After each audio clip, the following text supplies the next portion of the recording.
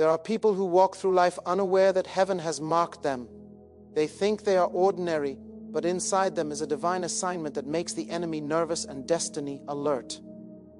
When God anoints someone, He doesn't just give them blessings. He gives them responsibility, authority, and spiritual weight. That kind of life attracts pressure, misunderstanding, resistance, and supernatural favor at the same time. You may have wondered why your life feels different, why comfort never fully satisfies you, and why you can't escape the pull toward purpose. That is not random. That is a signal.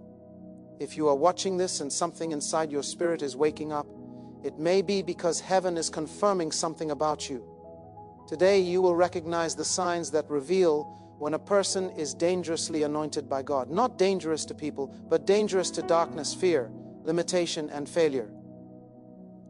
Let your heart be open, because what you're about to hear may explain your struggles, your calling, and your destiny. There is something strange about a person who is touched by God. They cannot be satisfied with an average life. They may try to fit in, try to slow down, try to be normal, but something inside keeps whispering, "You were made for more." While others are comfortable repeating the same routine, you feel uneasy living without meaning. It's not pride, it's not comparison, it's a divine tension placed in your spirit. Ecclesiastes 3:11 says that God has planted eternity in the human heart. That means there is a longing inside you that no paycheck, relationship, or comfort zone can fully satisfy. You can have peace, but not stagnation. You can have rest, but not laziness. You can have joy, but not smallness. You notice it when people celebrate things that don't excite you. Some are happy just getting by, but something in you says, there has to be more than this. You're not chasing success just to look important. You're chasing purpose because your spirit feels heavy when life has no impact. Jeremiah felt the same tension.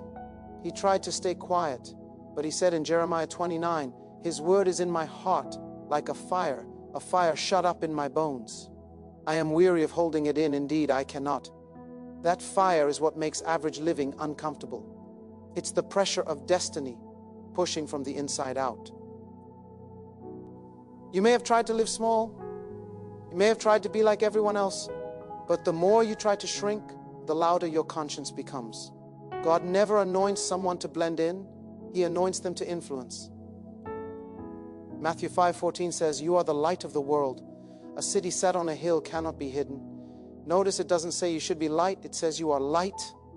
That means hiding feels unnatural to someone who carries divine assignment. When you try to live quietly without purpose, your soul starts suffocating. This is why comfort alone never fulfills you. You can rest, but you can't rot. You can pause, but you can't stop growing. God wired you with forward motion. Abraham could have stayed in his father's house, but God disrupted his comfort with a command in Genesis 12:1, "Go from your country, your people, and your father's household to the land I will show you." The call itself was uncomfortable, but obedience unlocked destiny. People who are anointed often feel disturbed by sameness. Not because they hate peace, but because peace without purpose feels empty. Sometimes you wonder why you're so restless while others seem fine. They clock in, clock out, repeat life, and feel no pressure. But your heart keeps asking, what am I really here for? That question is holy. Proverbs 19:21 says, "Many are the plans in a person's heart, but it is the Lord's purpose that prevails."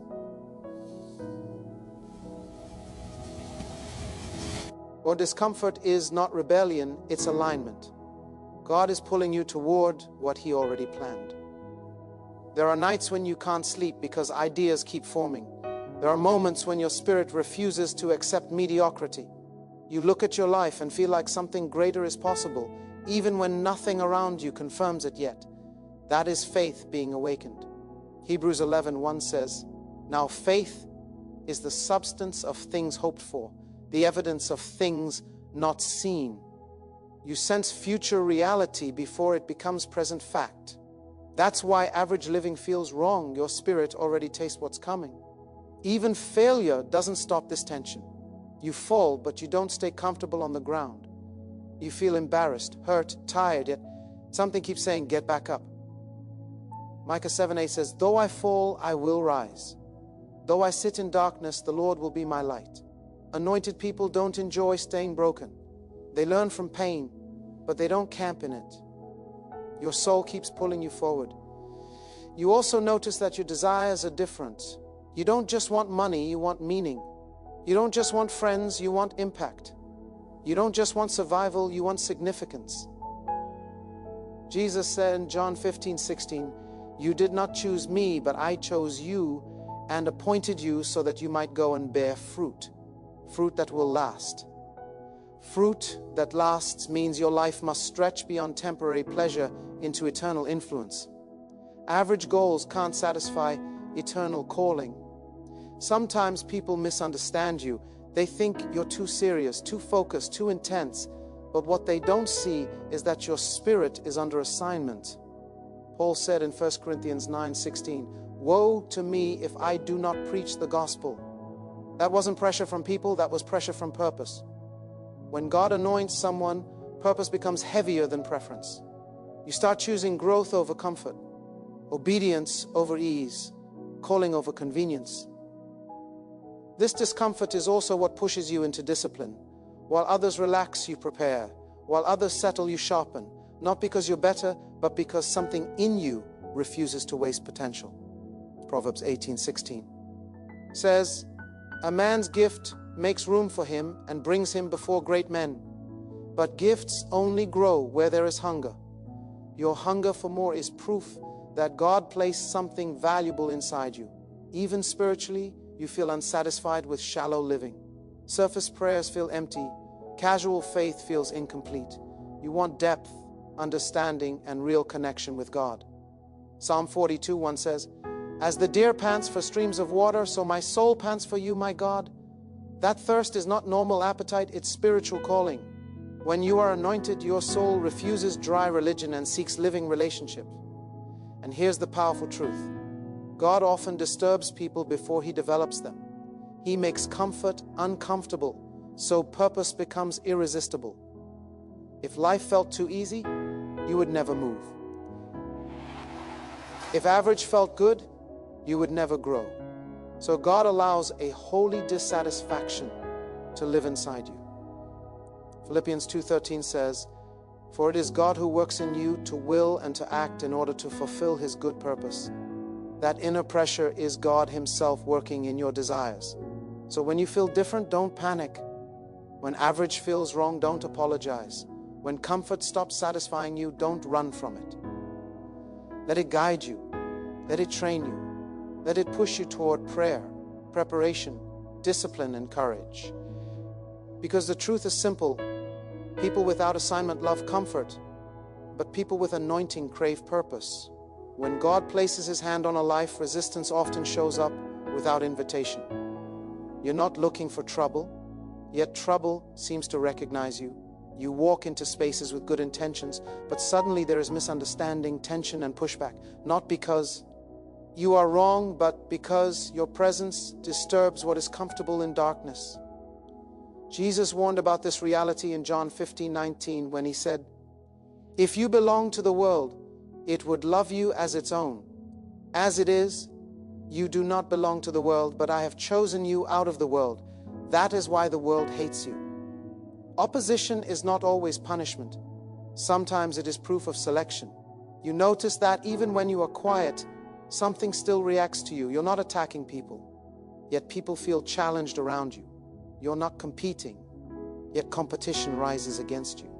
This is because light does not need to announce itself to expose shadows. It simply arrives. John 1:5 says, the light shines in the darkness, and the darkness has not overcome it. When God's light rests on someone, darkness becomes uncomfortable. That discomfort turns into resistance, criticism, jealousy, and strange hostility. Look at Joseph's life. He didn't provoke hatred, he carried destiny. Yet Genesis 37:4 says, when his brothers saw that their father loved him more than any of them, they hated him and could not speak a kind word to him. Before Joseph ever ruled a nation, opposition surrounded him at home. He was betrayed, sold, falsely accused, imprisoned, but none of that was because he was evil. It was because his future threatened the present of others. Anointed lives make insecure systems nervous. Sometimes you ask yourself, why do problems find me? You didn't apply for conflict, yet conflict applies to you. David experienced this too. He only came to deliver food, but destiny pulled him into warfare. 1 Samuel 17:28 shows his own brother criticizing him. Why have you come down here? And with whom did you leave those few sheep in the wilderness? I know how conceited you are. Before David ever faced Goliath, he faced accusation. That's how opposition works. It tries to discourage you before it ever fights you. There are moments when people misinterpret your motives. You want to help, but they assume control. You want to serve, but they assume pride. You want to grow, but they assume rebellion. Jesus himself faced this. Mark 3:21 says, people thought he was out of his mind. Religious leaders accused him of working with darkness while he was healing the broken. John 8:46 records Jesus asking, can any of you prove me guilty of sin? Yet still they resisted him. Purity does not cancel opposition, it often attracts it. Opposition also shows up in systems. Doors delay without explanation. Processes become harder than necessary. What works easily for others becomes complicated for you. That is because resistance is not just human, it is spiritual. Ephesians 6:12 explains, for our struggle is not against flesh and blood, but against rulers, authorities, and powers of this dark world. When heaven assigns someone, hell takes notes. Not to scare you, but to reveal that resistance is often confirmation that you're walking in the right direction. You begin to realize that peace is not always absence of conflict. Sometimes peace is strength in the middle of it. Jesus said in John 16:33, in this world you will have trouble, but take heart, I have overcome the world. He didn't promise ease, he promised victory.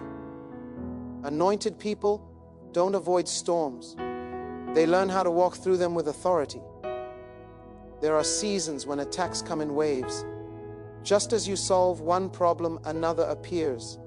Just as you recover, something else challenges you. You wonder why your life feels like constant pressure, but pressure is what forges strength. James 1:2-3 says, consider it pure joy whenever you face trials of many kinds, because you know that the testing of your faith produces perseverance. God allows resistance not to break you, but to build capacity in you. Even spiritually, you face strange discouragement. You pray, yet your mind is attacked. You worship, yet doubt tries to creep in. That's because the enemy prefers distraction over destruction. If he can't stop your destiny, he tries to slow your confidence. 2 Corinthians 10:4-5 says, the weapons we fight with are not the weapons of the world. We take captive every thought to make it obedient to Christ. Opposition often starts in thinking before it ever reaches action. You also notice that people try to label you. They call you too intense, too different, too ambitious, too spiritual, too much. But labels are often fear wearing vocabulary. People label what they don't understand. Jesus was called a friend of sinners, a troublemaker, and even a blasphemer, yet he was fulfilling heaven's plan. Isaiah 53:3 says, he was despised and rejected by mankind. Rejection did not stop redemption. What hurts most is when opposition comes from people close to you. Friends shift, family doubts, mentors misunderstand. But that is also part of preparation. Psalm 1:5-17-19 says about Joseph, he sent a man before them, Joseph, until what he foretold came to pass. The word of the Lord tested him. God tests character through resistance before he releases authority. Opposity also forces you into deeper prayer. Comfort makes shallow believers, but resistance produces warriors. When pressure hits, you stop trusting yourself and start leaning on God. Proverbs 3:5 says, trust in the Lord with all your heart and lean not on your own understanding. Anointed people learn dependency before leadership. And here is the part many don't realize: if there is no resistance, there is usually no impact. You don't fight doors that lead nowhere. You don't attack people who carry no threat to darkness. Goliath didn't challenge soldiers who were hiding. He challenged the one who was moving forward.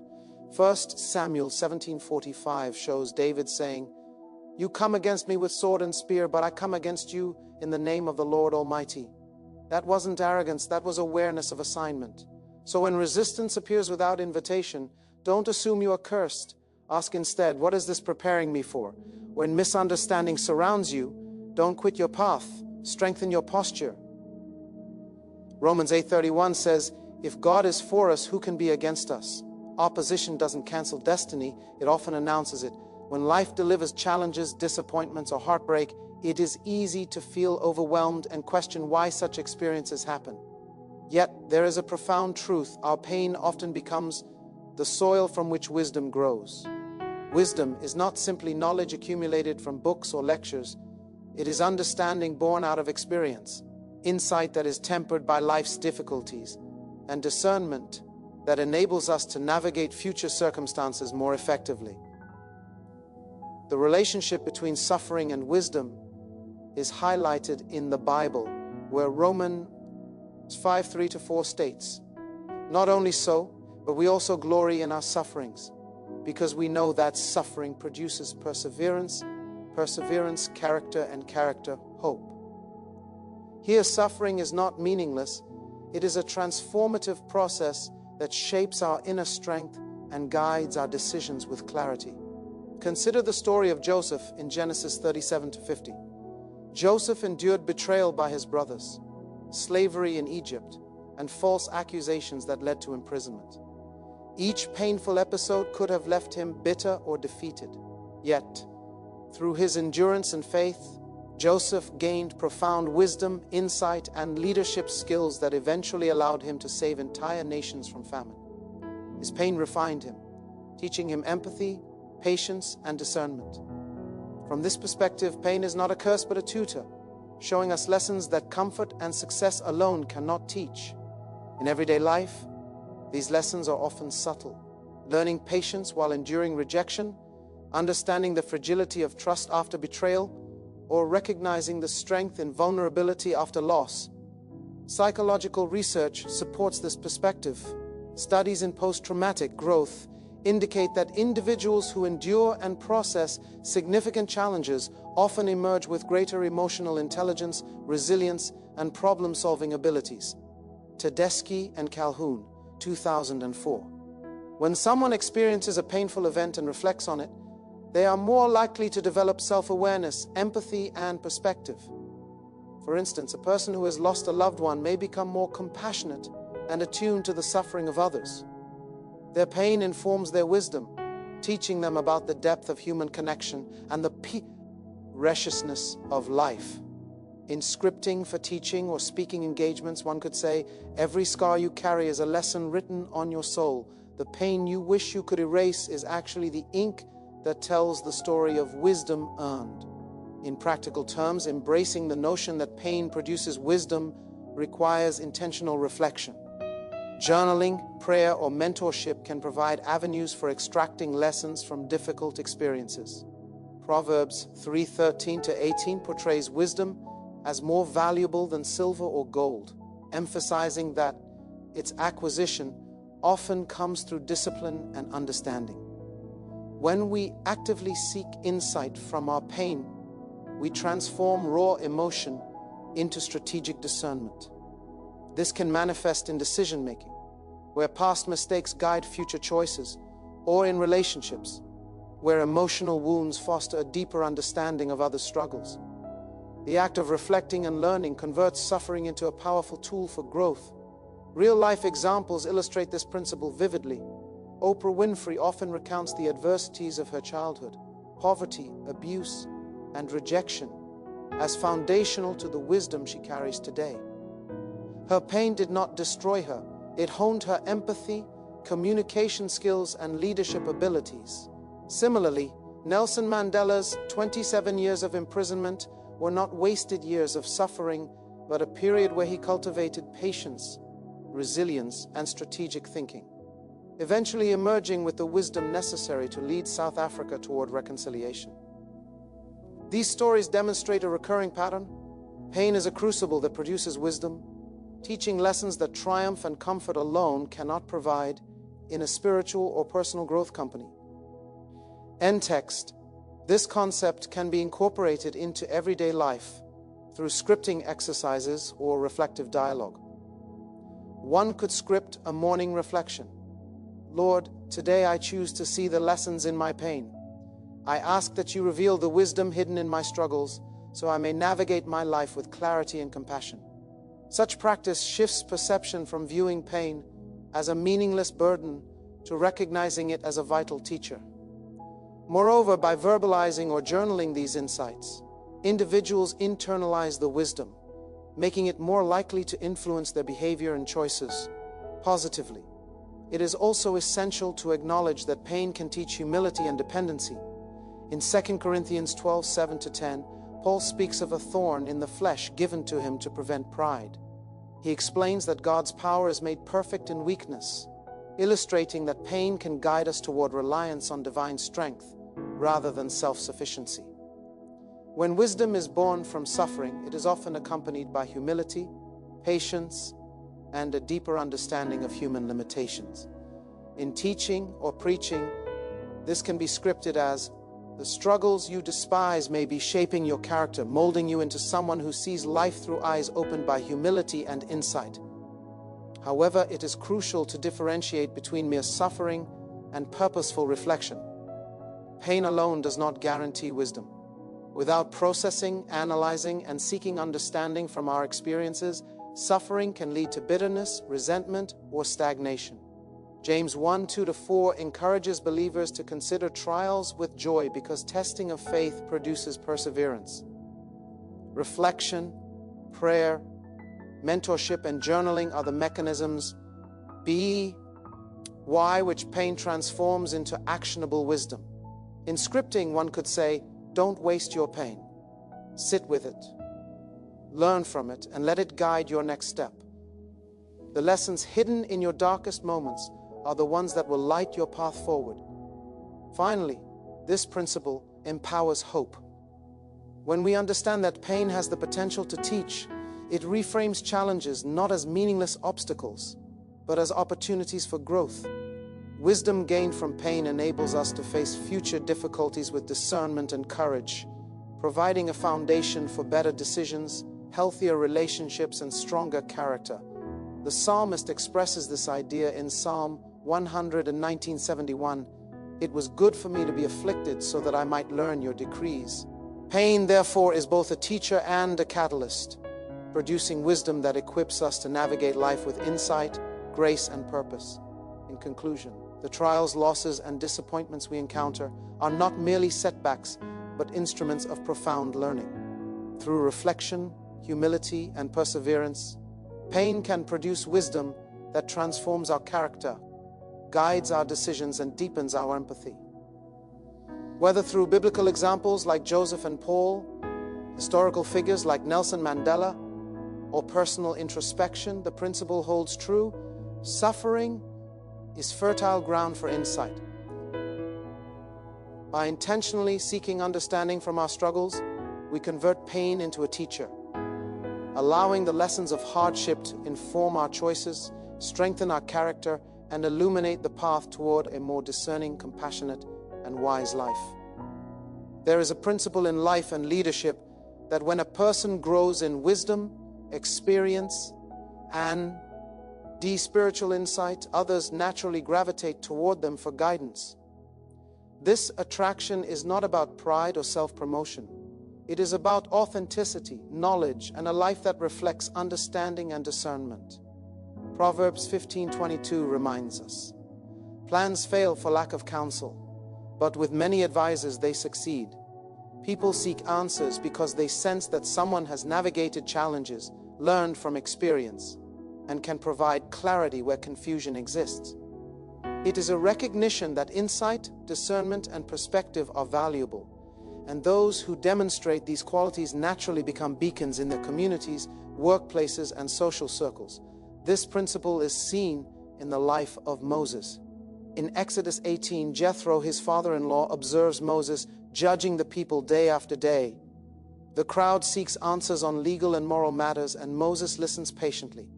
Yet Jethro notices that Moses is overburdened and advises him to delegate responsibilities to capable leaders. Even though Moses had wisdom, he recognized the limits of his capacity, showing that those who are sought for answers must also practice discernment in guiding others effectively.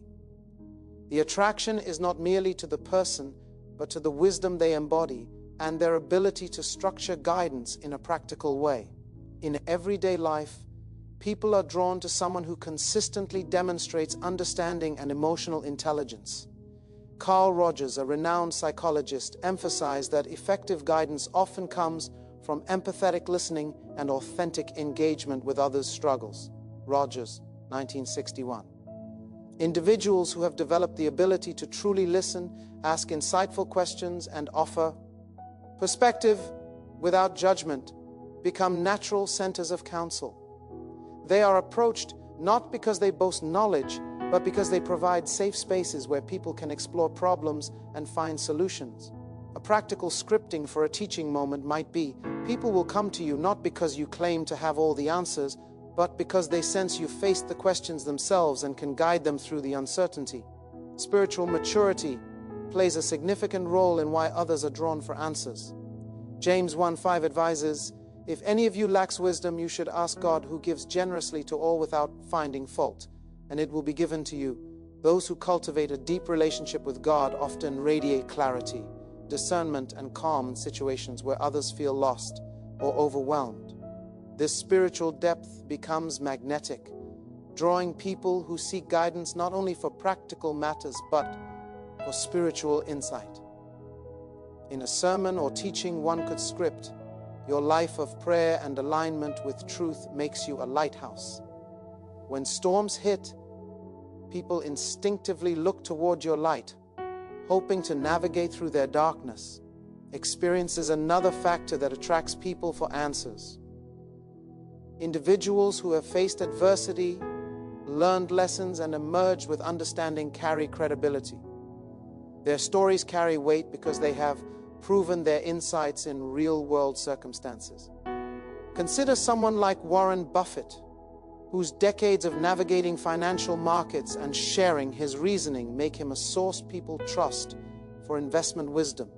The principle applies in smaller spheres as well. A teacher who has successfully guided students through age challenges, a mentor who has learned to balance family and career, or a leader who has turned a failing project into success. All these individuals become natural magnets for counsel. A practical script for reflection could be, every experience you endure, every lesson you learn, builds a reservoir of wisdom. People may not see the effort behind it, but they recognize the results, and they come seeking guidance. Listening and humility are essential qualities in being sought for answers. Proverbs 18:13 cautions to answer before listening, that is folly and shame. People are not drawn to arrogance or to someone who speaks without understanding. They are drawn to those who take the time to hear their concerns, empathize, and respond thoughtfully. In scripting, one might say, the reason people trust your guidance is because you first invest in understanding their story. Answers are not imposed, they are shared through connection. By actively listening and offering considered insights, individuals build credibility and trust that naturally attracts others. Mentorship and teaching amplify this dynamic. When someone takes intentional steps to help others learn from their experiences, they create an ecosystem where people naturally seek guidance. Jesus exemplified this principle in Luke 6:12-13, where he spent nights in prayer before selecting his disciples. People were drawn to him not only because of his teachings, but because of his character, integrity, and the relational investment he made in their growth. Similarly, when someone invests in the development of others, their wisdom becomes a resource others instinctively seek. In teaching scripts, one could phrase this as invest in understanding, in modeling integrity, and in sharing what you've learned. The more you pour into others, the more naturally they will look to you for insight. Being approachable and compassionate strengthens the attraction. People often shy away from individuals who seem unapproachable, overly critical, or disconnected from the struggles of others. The combination of experience, wisdom, and approachability creates a dynamic where others feel safe, asking questions, sharing fears, and seeking guidance. Philippians 2:4 instructs believers to look not only to your own interests, but also to the interests of others, underscoring that genuine care fosters trust.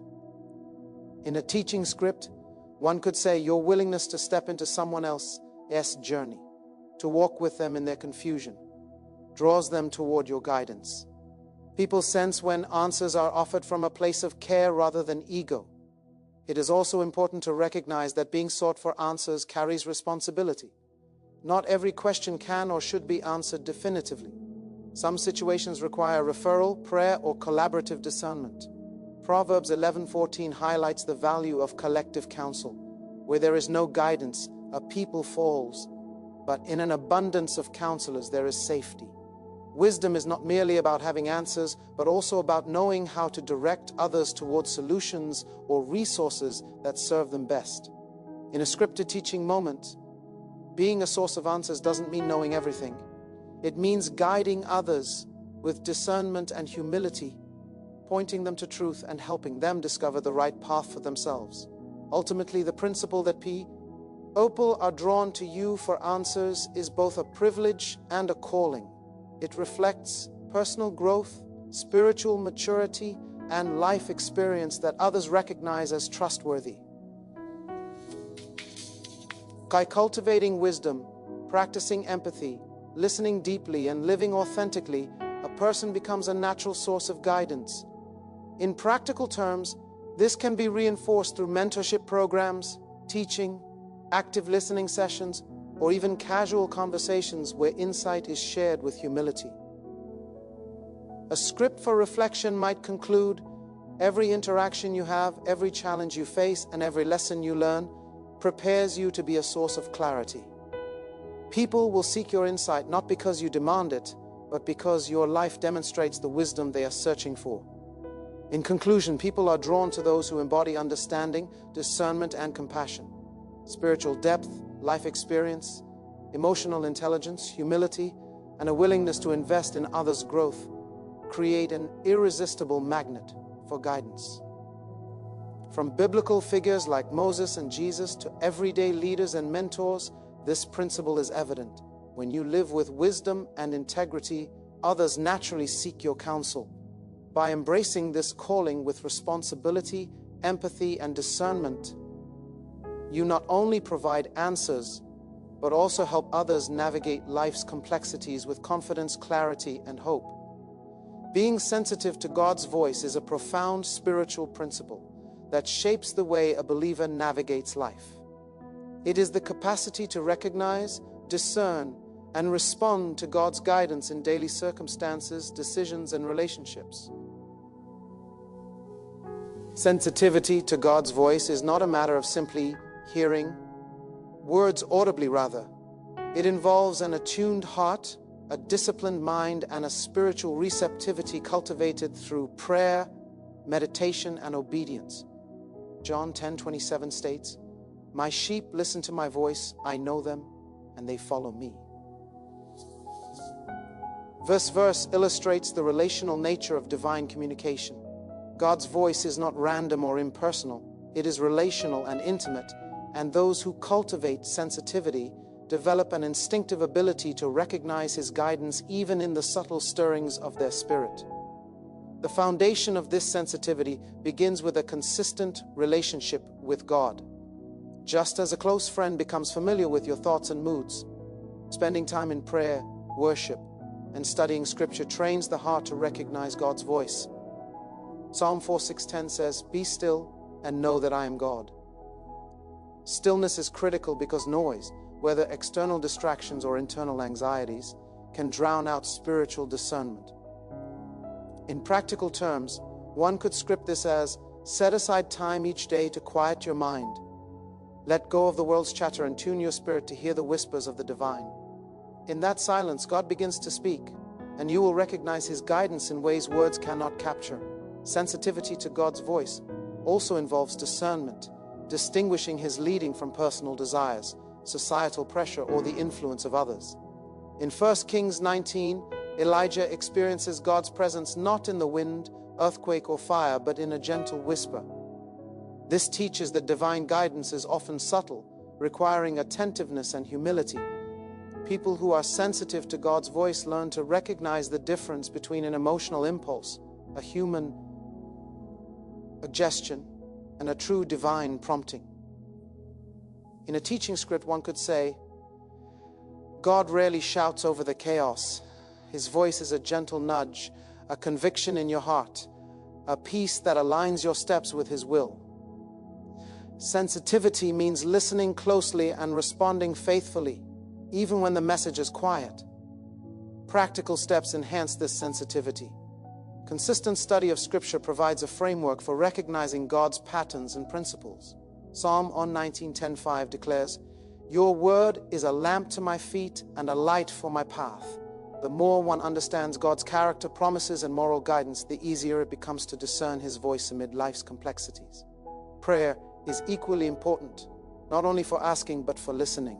The practice of reflective prayer, posing questions and waiting in expectant silence, creates a spiritual environment where divine guidance can emerge. In scripting, when you pray, don't only speak, pause and listen. Ask God to open your eyes and ears to his wisdom and trust that he will provide insight in ways you may not anticipate. Life experiences also sharpen sensitivity. Trials, challenges, and victories create a spiritual awareness that allows one to detect God's guidance more intuitively. Romans 8:28 emphasizes that all things work together for good for those who love God, those who have experienced God's faithfulness in past circumstances, learn to recognize the signs of his guidance in new situations. In practical terms, someone might reflect, I've seen God provide when the path seemed impossible. Now I noticed the small confirmations, words from others, doors opening, a peace in my heart that tell me he is leading. Sensitivity develops as faith is exercised and tested, creating a cycle of trust, recognition, and obedience. Community and counsel are also vital. While sensitivity is personal, God often confirms his guidance through the wisdom of others. Proverbs 11:14 highlights, "For lack of guidance, a nation falls, but victory is won through many advisors." Engaging with mentors, spiritual leaders, or trusted friends provides additional confirmation and prevents misinterpretation of divine promptings. In scripting, one might teach, when you sense God's guidance, bring it to those who are spiritually mature. Confirmation strengthens your confidence and aligns your steps with wisdom, ensuring that what you perceive is truly from God. Obedience amplifies sensitivity. Luke 11:28 states, "Blessed rather are those who hear the word of God and obey it." The act of responding to God's voice reinforces spiritual receptivity. When guidance is followed, faith grows, discernment is sharpened, and the spiritual ear becomes more attuned to future prompts. Conversely, ignoring divine guidance dulls perception, making it harder to recognize God's voice in subsequent situations. Teaching script example, every time you obey, even in small matters, you train your spirit to recognize God's leading. Sensitivity is cultivated through trust and action, not passive wishing. Sensitivity also involves aligning desires with God's will. When personal ambitions conflict with divine direction, hearing God's voice becomes clouded. Psalm 37:4 says, "Take delight in the Lord, and he will give you the desires of your heart." The process of delighting in God involves seeking his perspective, values, and priorities above one's own. As one's heart aligns with God, his guidance becomes easier to discern, because internal resistance or self-interest no longer interferes with spiritual clarity. In a teaching context, a heart attuned to God hears his voice more clearly. When your desires reflect his values, his guidance flows like a clear river, unobstructed by ego or distraction. Real-life examples illuminate this principle. Consider Samuel, who as a child learned to recognize God's voice, 1 Samuel 3. Initially, he did not understand the source of the calling, but under Eli's guidance, he discerned and responded faithfully. His sensitivity to God's voice positioned him as a prophet whose counsel shaped the destiny of Israel. Modern examples include leaders who integrate spiritual discernment into decision-making, such as missionaries, pastors, or ethical business leaders whose decisions often reflect an intuitive awareness of divine direction earned through prayer, study, and experience. Finally, sensitivity to God's voice is both a gift and a discipline. Romans 12:2 advises, "Do not conform to the pattern of this world, but be transformed by the renewing of your mind." The transformation of thought, priorities, and values heightens spiritual perception. A teaching script could conclude, God speaks to those who train their hearts to listen, who practice stillness, who respond in faith. Your sensitivity to His voice is cultivated through discipline, reflection, obedience, and a life aligned with His truth. Listen closely, trust deeply, and act faithfully, for in hearing God's voice, your life becomes a conduit of His wisdom and guidance. In summary, being sensitive to God's voice involves cultivating an intimate relationship with Him, practicing stillness and reflection, discerning His guidance amid life's noise, aligning one's desires with His will, learning from experience, seeking counsel, and acting in obedience. This sensitivity transforms decision-making, deepens spiritual maturity, and positions one as a vessel of divine insight. Through prayer, scripture, and attentiveness, believers learn to recognize subtle nudges, peace, confirmations, and convictions as expressions of God's guidance, allowing them to navigate life with clarity, purpose, and divine alignment.